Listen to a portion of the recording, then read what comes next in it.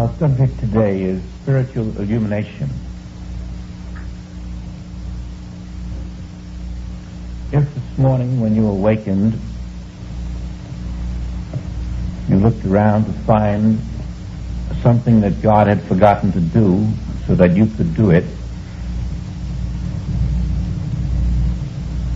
you would have been very disappointed, because everywhere that you might go,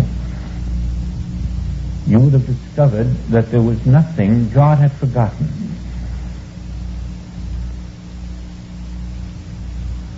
At least not in His universe. Now, you might have seen many things in your universe that you felt needed repairs. And if you had stopped another moment and said, am I looking in the universe of the Father or in my universe, you would have seen that there was nothing in the entire world of God that had been undone, incomplete, needing a human being to complete it for Him. And if you had further pursued this line of thought,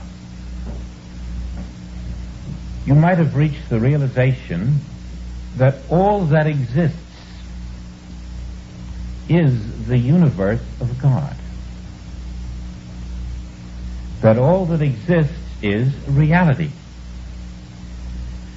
And reality, being God's universe, being perfect, there was nothing that had been forgotten by God, and nothing that any of us could now do to improve God's real universe.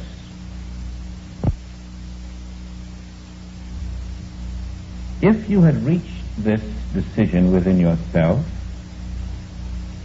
that I am now in the real universe,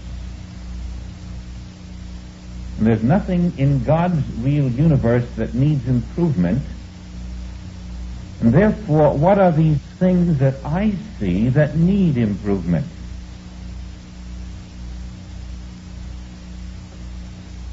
What are the problems that I encounter?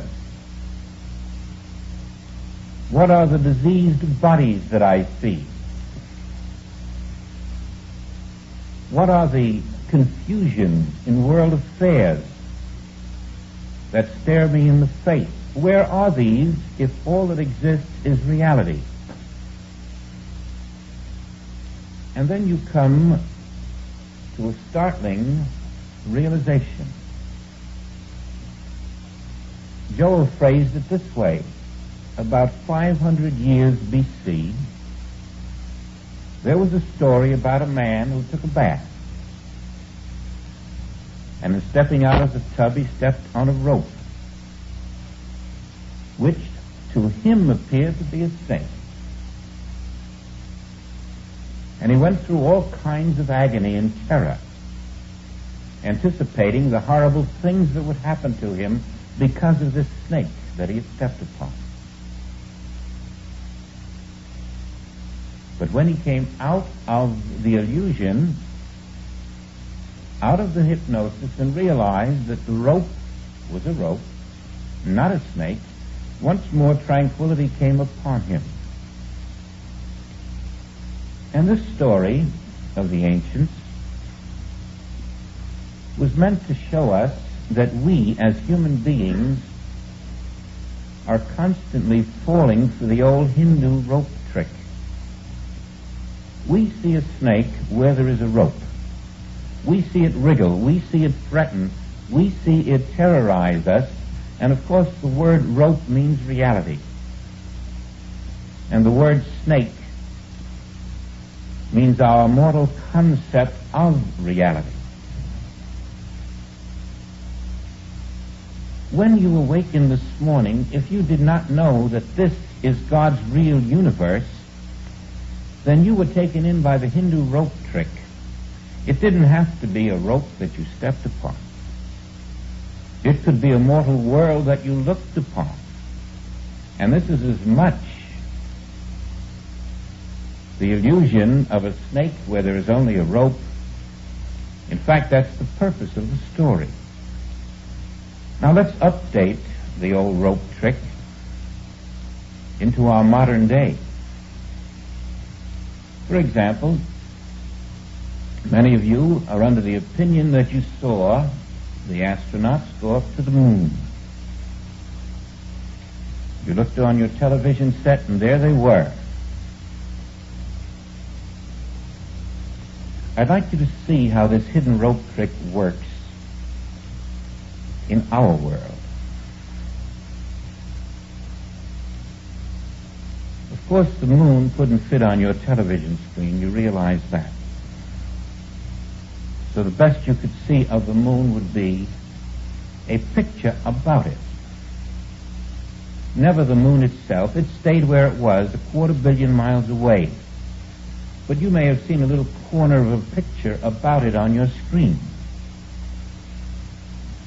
You may have thrown a rock into the screen at the astronaut who stood on the moon.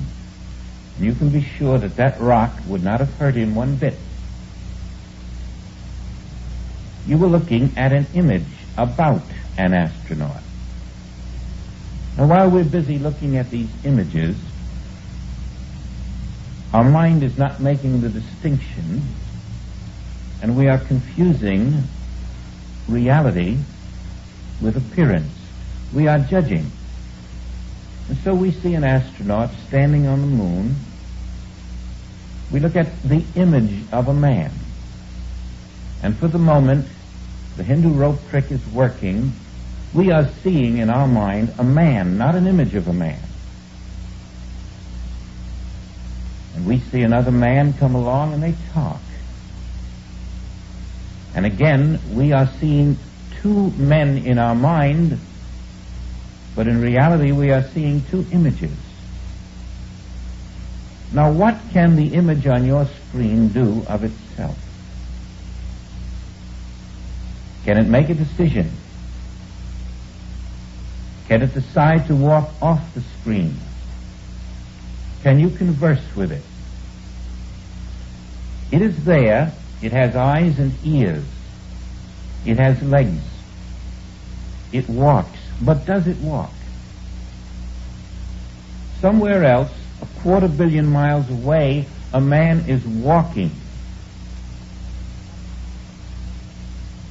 And the photograph of that televised to your screen shows you a man walking on your screen. But the activity, the source of it, is 250 million miles away, not on your screen. That's the result of the activity, 250 million miles away.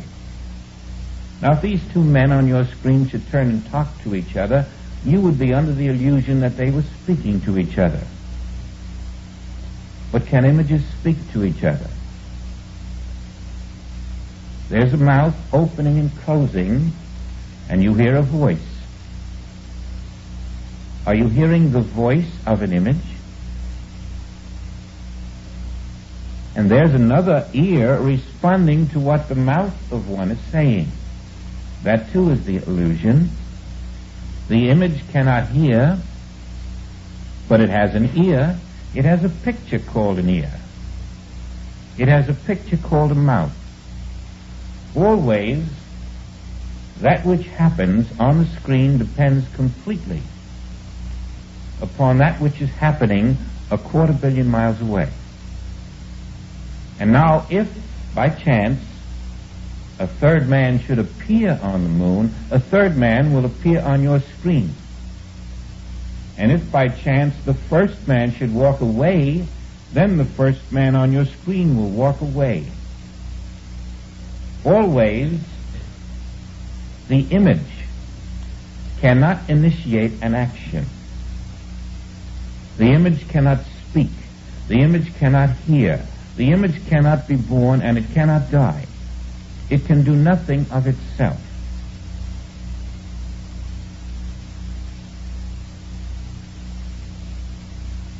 When this sinks in, that behind the image there must be another activity in order for the image to appear, then you are ready to look at the human race. and realize that behind that which appears there must be another activity for that which appears to be here. The human image of itself can do nothing. It has no power to initiate an action. It thinks it has. Just as you see one astronaut walk on a screen and realize that that which is walking on the screen did not initiate the action, so Jesus could look at a mortal being and see that that mortal being was an image on a screen with only the apparent power to initiate an action. You might say that he discovered cosmic television. Now, the reason we're pursuing this line of discussion is to bring home with finality the illusion of mortal form, because all spiritual illumination is, when you get right down to what it specifically is the realization that spirit is all there is. To be spiritually illumined is to know that only spirit is. And that leaves you with an entire human race of mortal, dying matter. And as long as you have this human race of dying matter in consciousness, you are looking at the TV screen and seeing the image and confusing it with the invisible reality which makes the image possible. So that if you were to stand before those who are dying and you accepted the dying form as the reality of these individuals, you would not raise the dead. But if you were to stand there and see the immortal selfhood, which is being imitated by the mortal appearance, then you would have the true picture and you could speak within yourself to your immortal self, activating the invisible Christ of the so-called dead. And the response of the immortal selfhood in the so-called dead would be possible only because you had seen past the television screen, past the mortal selfhood that appears before you, to realize where it came from, how it came there, what it is, and that behind it is that which is called the living Christ, that which did not get born into a mortal body, that which cannot die when the mortal body disappears. And then you would begin applying this to yourself. I, a TV image. Yes, it will help you to realize that your mortal selfhood is a TV image, that it exists only on the screen of time and space. It is televised by a cosmic mind. And that television program, which began with time and space, is the mist which is lying about your immortal self. The immortal self that stands where the image appears to be. And if you cannot find a way to identify the image, you will not find a way to identify the reality behind the image. Now, in this image comes birth, and then the image disappears into death. And if you identify with that birth, that progression of mortal growth, and that ultimate death, You have accepted mortal existence. And God being immortal, and God being all, you have accepted existence which is not in God. You have accepted the cosmic image, which appears localized as yourself. The great achievement of Jesus was to come forth from this cosmic image, to see past mortality, and to see that there is another channel other than the channel of cosmic television, of a cosmic mind which is imitating something. So the final image appearing out here, which appears to be you, is the imitation of something. That which your mortal existence is imitating is your true self. And that true self stands where the cosmic mind receives it, redigests it, photographs it, televises it through time and space, and out it comes as the birth of you. And up it grows in this cosmic mind.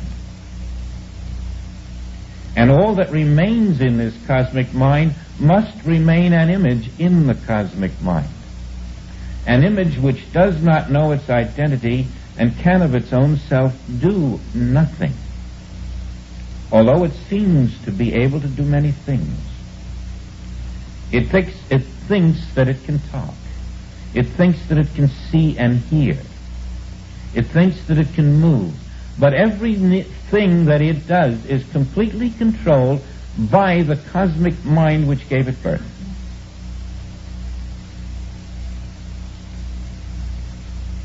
So we find many phrases directed to the mind which governs this image.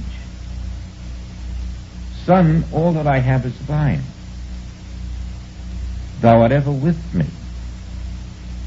Seek ye first the kingdom of God and his righteousness, and all these things will be added unto you. Because the image, unaware it is an image, now invents a God. It invents a God and it worships the God of its own invention, not knowing that it is an image, and that all that it thinks and does is now part of the image and is completely controlled. It lives its own individual existence in the belief that it has one. It has no awareness that the nature of God being one universal self, there is no separate individual. And the same image talks about spiritual illumination.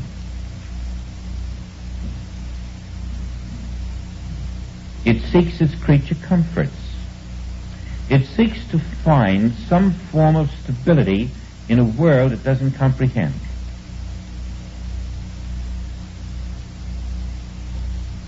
But there is an invisible teacher.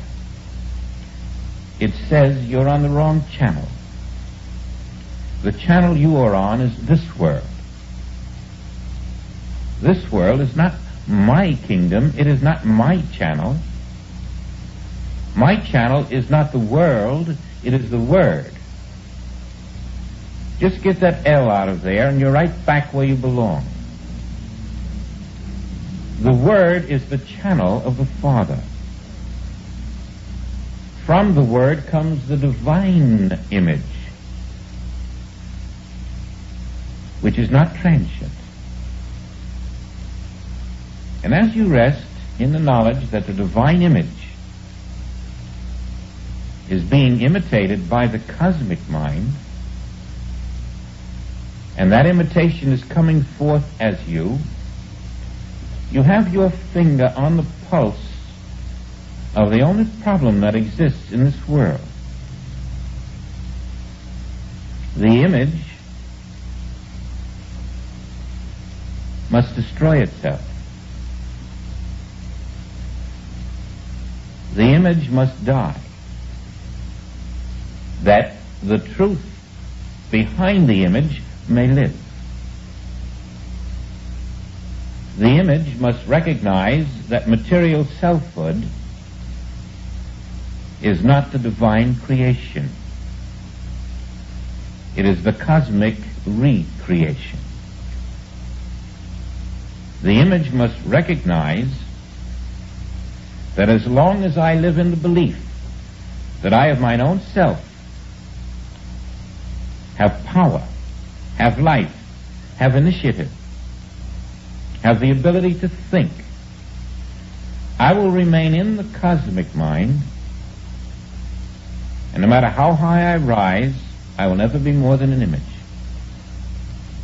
In my greatest success, I will be an image, and someday the cosmic mind will move in a certain way and my image will disappear from time and space. That which is immortal does not create that which dies.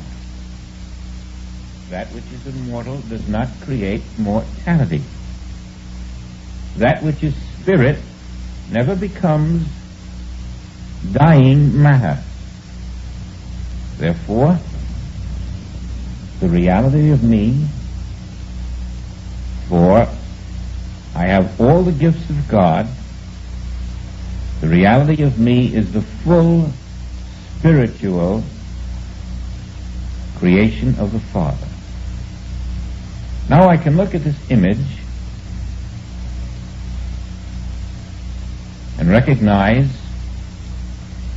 that it has been living on a false mind, a false life, a false personal self.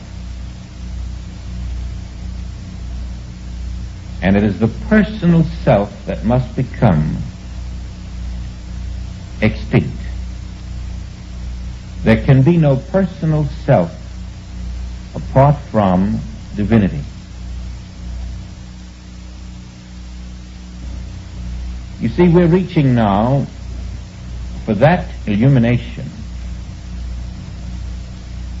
which dispels the false sense of life, the false personal sense, and reveals the immortal reality of that which is undying, that which is without problems, that which needs no God because it is the very life of God itself.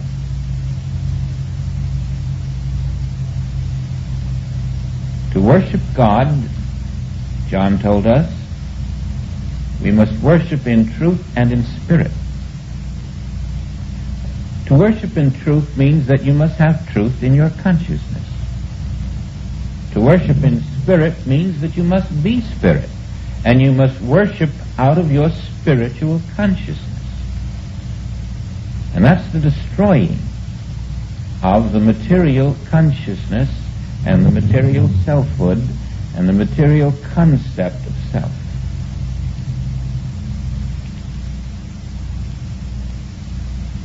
Now this entire world and all that it contains is one television program which Jesus rejected. It is not my kingdom. None of it, the mortality, the mentality, the mortal experience, the progression from birth to death, the reincarnation, all of a material existence is a world image of the world consciousness, from which we are told to stand ye forth and be separate, to tune into another sequence which is called the divine. The divine is issuing its program. The divine is sending forth its truth, its reality, its creation.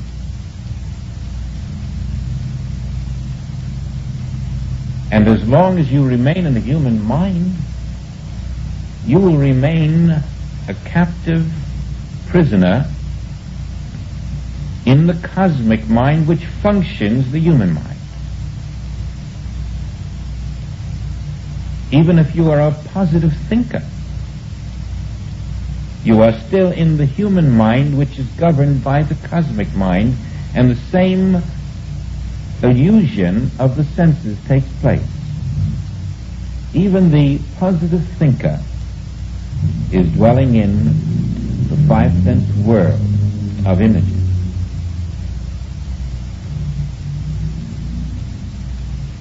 Now this is the totality of what confronts us as we live in the world of images, of matter, of mortality, of personal self. The extinction of that personal self was heralded by the words, "If I go not away, the Comforter will not come unto you." And the I in this case is the personal sense. If the personal sense goes not away,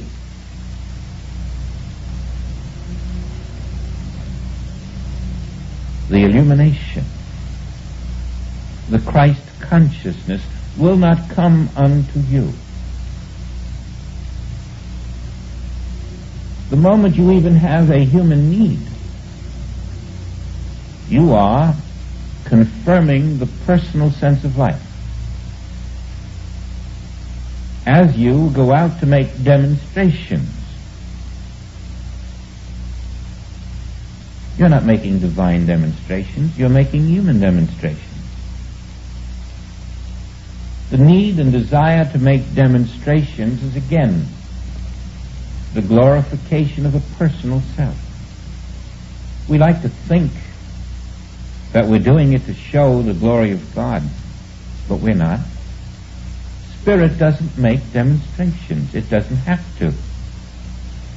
Spirit doesn't demonstrate. Spirit is.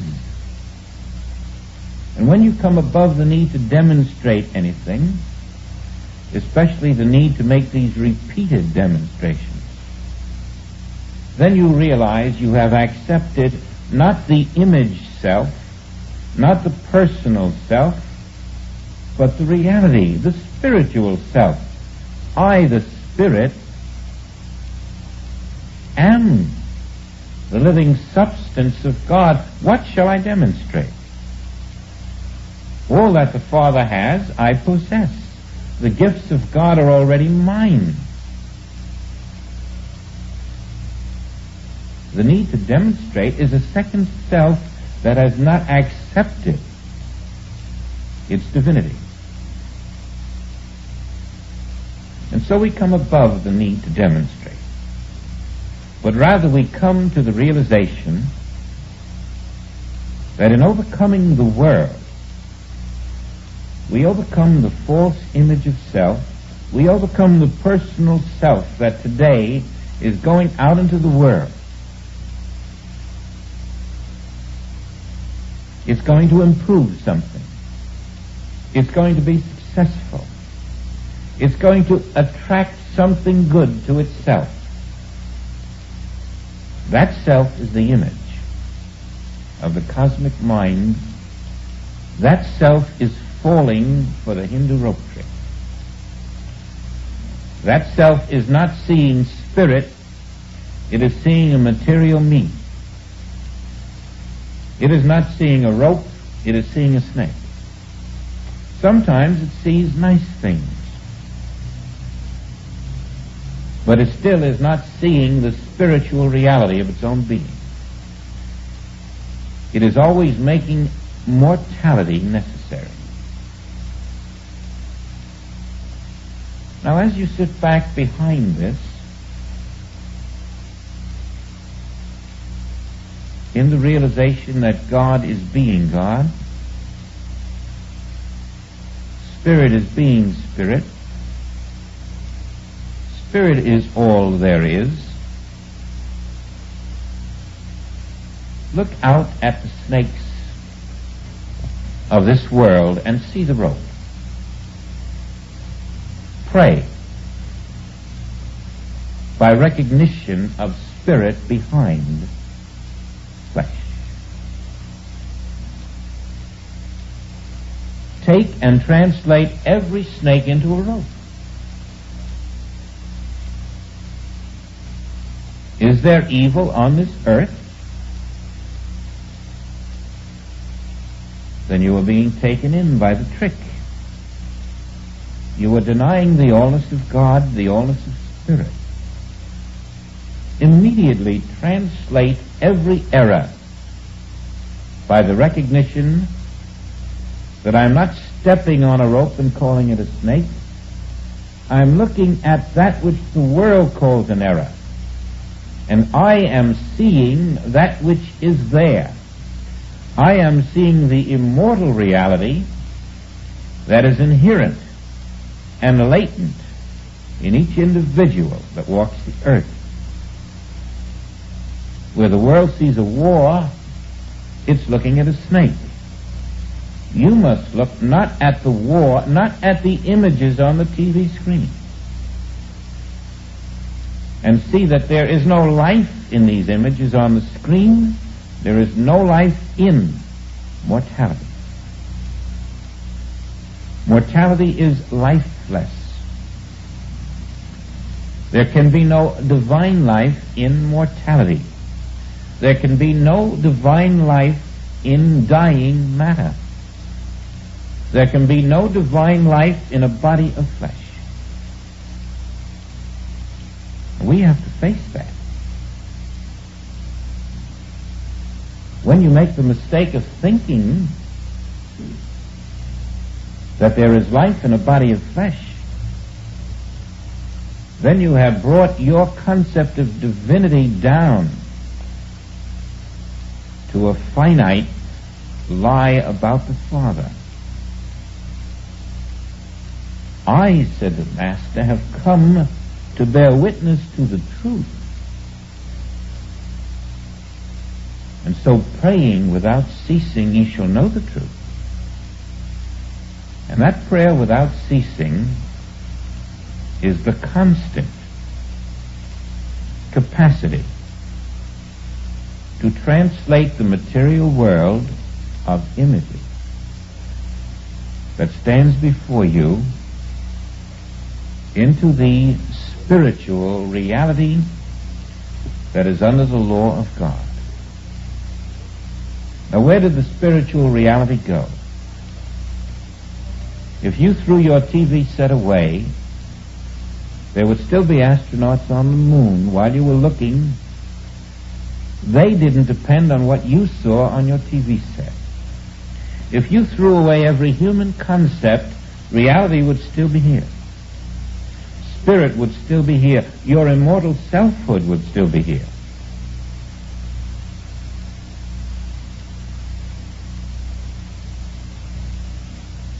Now, as you stand in your immortal selfhood, releasing your human mind,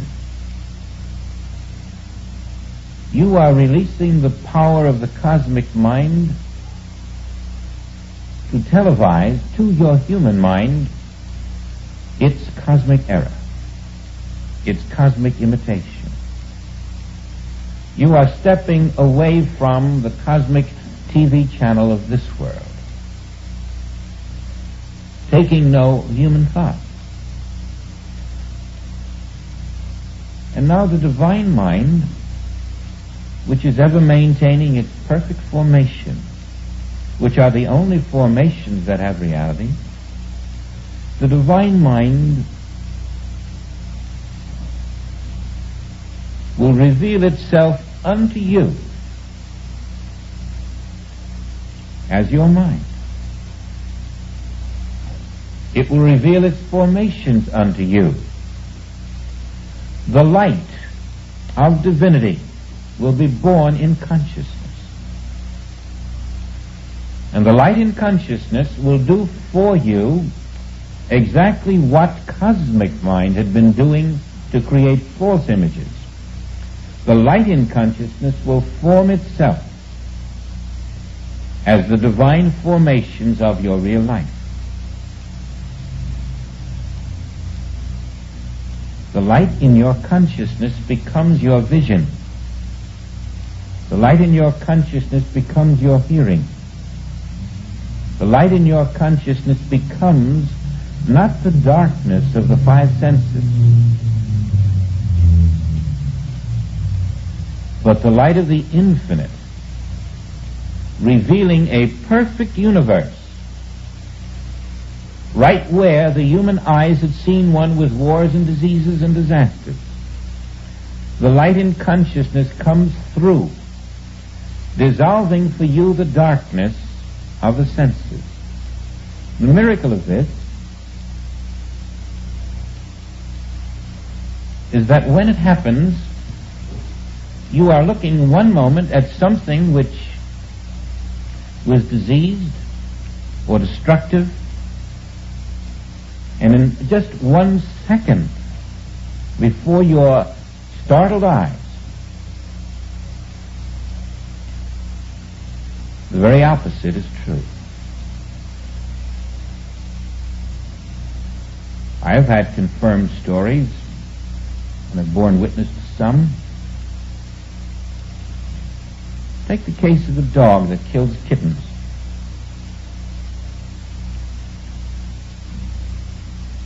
Here's this dog with a dead kitten in its mouth.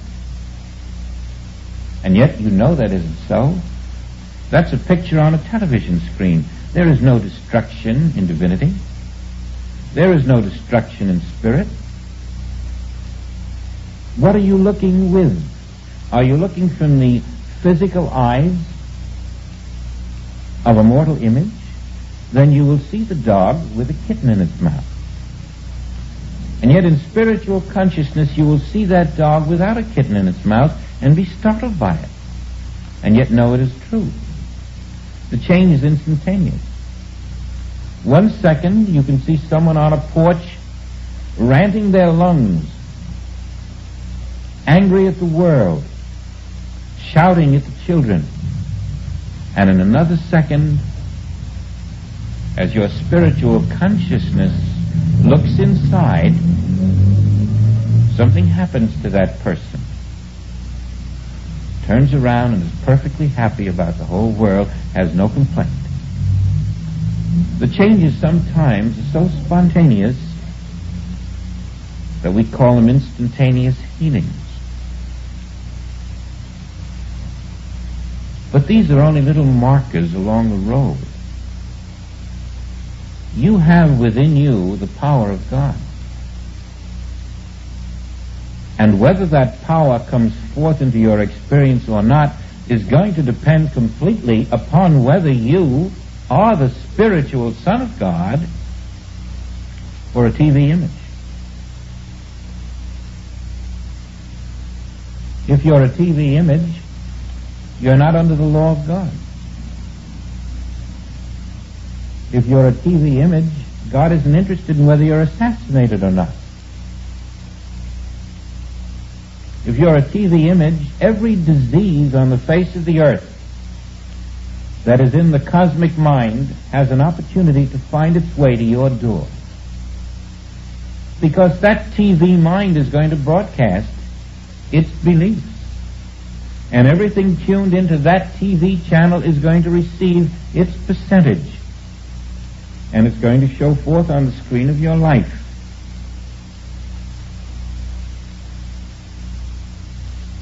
To step out of mortality, to step out of mentality, to step out of humanhood, this is the way to spiritual illumination. And the more we try to cling to making a better mortal existence, the more we are taken in by the rope tricks. Because that's the very decoy which compels us to live out our days in a dreary mortal existence, when the full joyous abundance of spiritual life is the very reality of you which the mortal existence is imitating. You're living in an imitation of yourself. This has ever been the case with mortal man. Living in an imitation of himself, but knowing it not, he has ever lived with an imitation God invented by that imitation self. A God that he prayed to, who never heard him. Now the one spiritual being is God. The one spiritual substance is God. The one spiritual life is God. The one spiritual power is God. The one spiritual vision is God. The one spiritual ear is God. There is only one. And if you're not that one, you're the cosmic image, which is imitating that one. Now when I, the personal sense of self, go away, the new faculty is born within you. Christ born within you, born within your consciousness, Christ revealed, takes you in a new path, a new universe, a new life, a new experience above the five senses. This new existence is your ever-present reality. The work that you do to live in it has nothing to do with what you do outside in the world. It has to do with what you do within your own consciousness. In your consciousness, the work is done. It is there that you make the changes. It is there that you step out of the false beliefs. It is there that you release the power of the Christ. All is done within your consciousness. This is your church. And this becomes your heaven.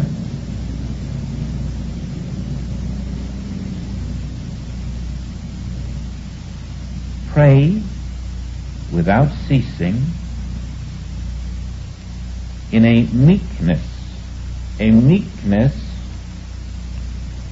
which is not struggling to make a demonstration, but rather it is a denial of the personal self, the personal mind, the personal body, the personal life. Now, when you give yourself the luxury of no personal sense, you can quickly feel the infinite scope of your own being. The moment the limited self is withdrawn from consciousness, the unlimited self begins. You can hear the voice all around you. It has never stopped. You can feel that around you there are not walls of matter. If there are any walls at all, they're walls of the Word. All around you, these invisible walls of the Word are speaking. You're walking through them. They surround you. They embrace you. All around you is love. All around you is light. All around you is purity. All around you is spirit and all that it is. The image does not try to write the television program. The image merely lets the program do its own work. And we now learn to let the Spirit live us. For we are the divine image. We rest in the infinite Spirit. Our illumination must come from the resting of all of the concepts, of all of the densities, of all of the darknesses, of all of the five sense beliefs. We are preparing the way for a new image, a divine image, an image under grace, an image that wasn't born, an image that cannot die. We are preparing the way for a form of the soul to appear. A Christ form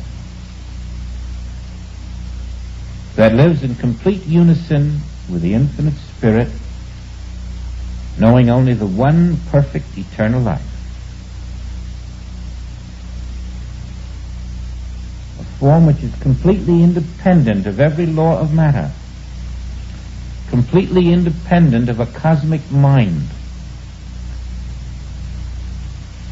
a form which knows nothing about an interrupted heartbeat,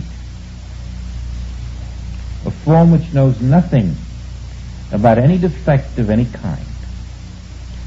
That invisible form is your true form. It is not an image on cosmic television. It is not a snake. It is not an imitation about something else. It is the reality itself. It is the one. You must claim that one.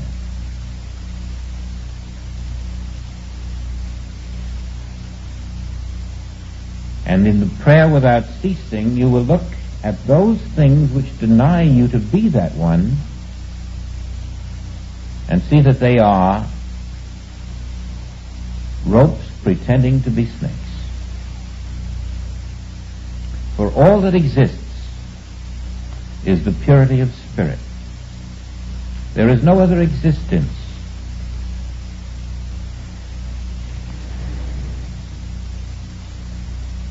When this is your consciousness, you are in your state of illumination. Then you can say, I am the light. The light is my being. And the light is not dependent upon mortal man, mortal circumstances, mortal beliefs. The light is the expression of God. God expresses as the light of my being. I am the light of the world. I cannot be a false TV image. I cannot be a mortal being. I cannot be dying matter. I cannot be defective. For the divine light is the perfect image and likeness of the Father.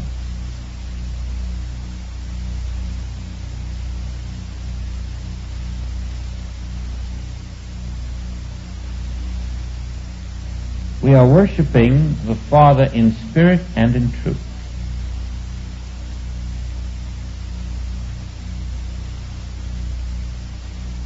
We are not in a body of flesh. We are not in a human mind. We are the divine mind, being itself, expressing its own ideas.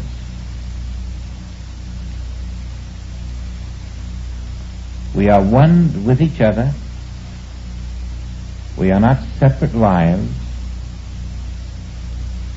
We are one infinite life without interruption.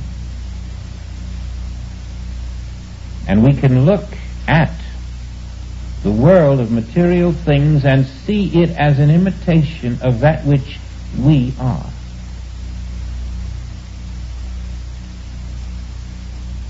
Then we have the secret of the illusion of this world. It is the imitation about the I of our being. You can walk in that world when you know you're not of it, that it is only imitating you, and then that which is imitating you cannot frighten you. You won't be frightened by that which is imitating your own perfect being. You can look at the imitation and see the immortal selfhood behind it. So we're approaching that scope of understanding within us that enables us to live in this world but not of it, to appear as an image in it with the knowledge that we are the perfect spiritual infinite self. This is going to release the activity of the soul. Divine consciousness through the soul will function, and the mind will receive its instructions from divinity. The body will follow. Even mortality appearing as you will respond to your true selfhood, so that the outer man will be working hitherto with the inner reality. Thou seest me, thou seest the Father. Not flesh that will die. We are accepting divinity, spirituality. We are not worshiping with words. That which the Father is, the Son is. And I and the Father are the invisible Spirit, the light of the world, the One, the Eternal, that which can never be defective in any way, and all external defects are now seen to be images on a television screen of the mind. Not mine. They are visible imitations about what I am.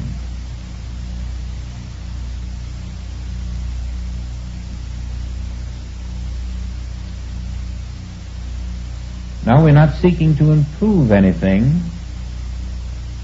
What shall we improve? I already am the perfect Spirit of God. I have sought first the kingdom of God and His righteousness. As I rest in this Spirit, there is nothing to seek. The light within my own consciousness will now externalize. It will form itself in the divine image on earth. It will walk this earth under grace.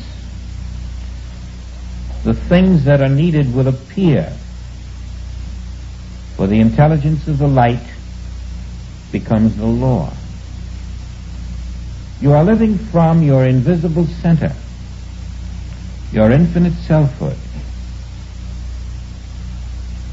Instead of being illuminated, you are the light itself.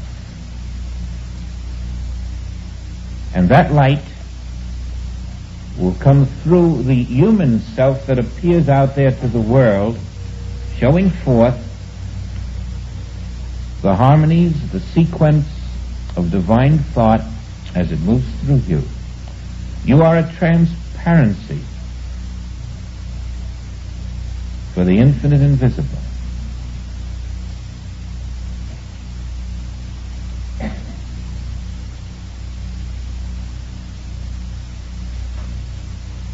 If you were to be in that state of human thought now that wants to improve yourself, that wants to take care of tomorrow, that wants to plan, that wants to be successful, you would be falling for the trick, the decoy, which is ever coming through to make you believe you are a human being.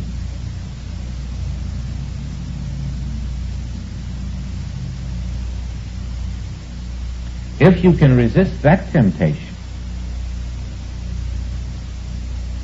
you'll find you're never begging for bread anyway. The moment the light of you is recognized, you're in righteousness. And that righteous man will always have the added things. Now we've come very quickly today to the core of this message then. You are the light, not the matter.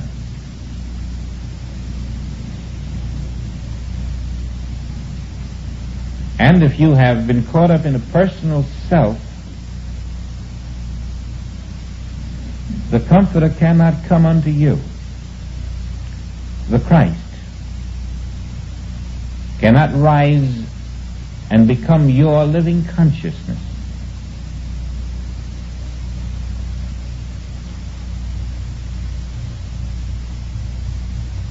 Put that first then on your list.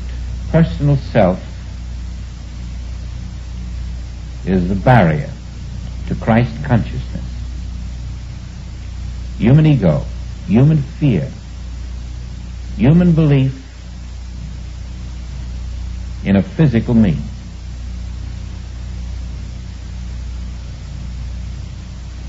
And let your every concentrated activity be the realization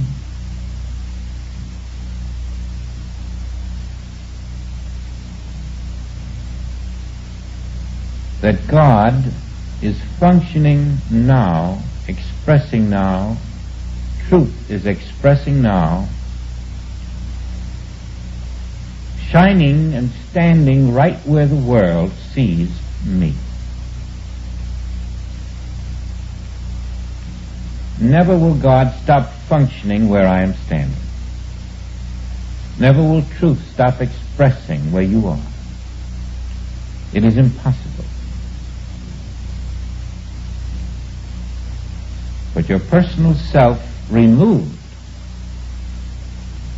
is the stone that must be rolled away for this truth, this divinity, to shine forth for others to see it, for you to experience it, for the duality of a mortal existence in an immortal universe to be broken up so that the life of God as you becomes the only life you know.